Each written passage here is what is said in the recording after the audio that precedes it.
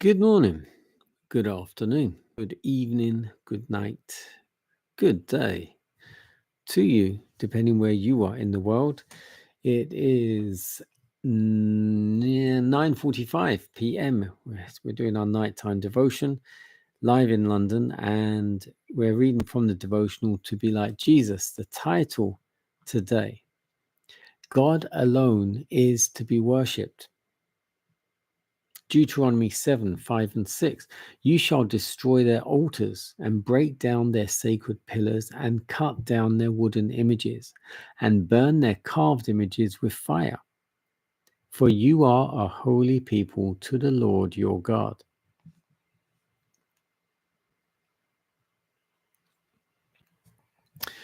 God the Father would have his people understand that he alone should be the object of their worship.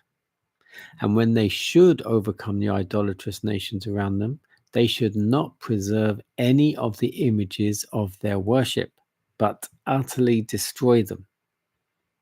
Many of these heathen deities were very costly and of beautiful workmanship, which might tempt those who had witnessed idol worship so common in Egypt to even regard these senseless objects with some degree of reverence.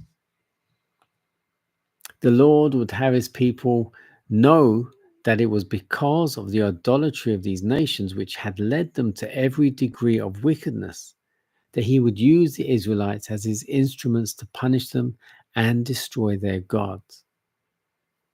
I will set thy bounds from the Red Sea even unto the sea of the Philistines, and from the desert unto the river. For I will deliver the inhabitants of the land into your hand, and thou shalt drive them out from before thee.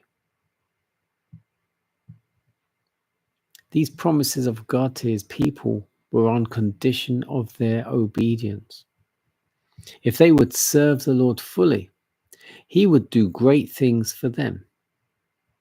After Moses had received the judgments from the Lord and had written them for the people, also the promises, on condition of obedience, the Lord said unto him, Come up unto the Lord, thou and Aaron, Nadab, and Abihu, and 70 of the elders of Israel, and worship ye afar off. And Moses alone shall come near the Lord, but they shall not come nigh. Neither shall the people go up with him. And Moses came and told the people all the words of the Lord, and all the judgments.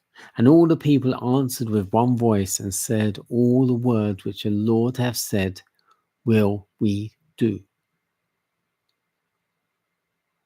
Moses had written not the 10 Commandments, but the judgments which God have them observe, and the promises, on conditions they would obey him. He read this to the people, and they pledged themselves to obey all the words which the Lord had said.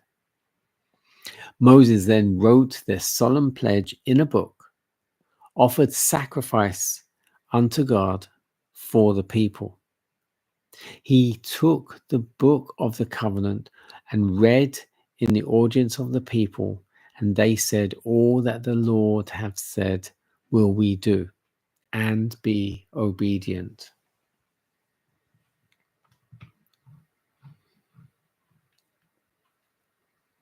God alone is to be worshipped. Destroy their altars, every sacred pillar, cut down their wooden images, burn their carved images with fire. For we are a holy people to the Lord our God. Thou shalt have no other gods before our God, the Father.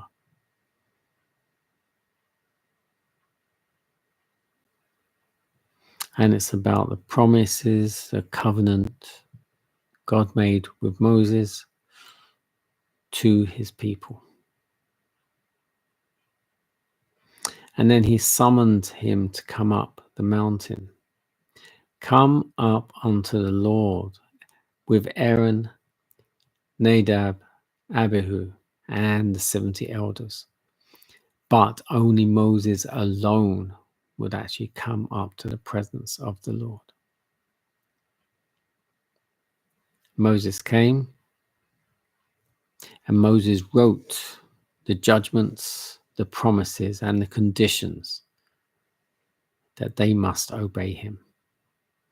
And all the people said, all that the Lord have said we will do, and be obedient.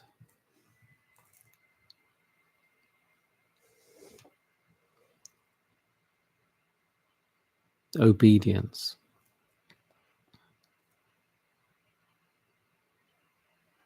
All that he has said we will do. Do we know all that the Lord has said that we should do? We need to listen more.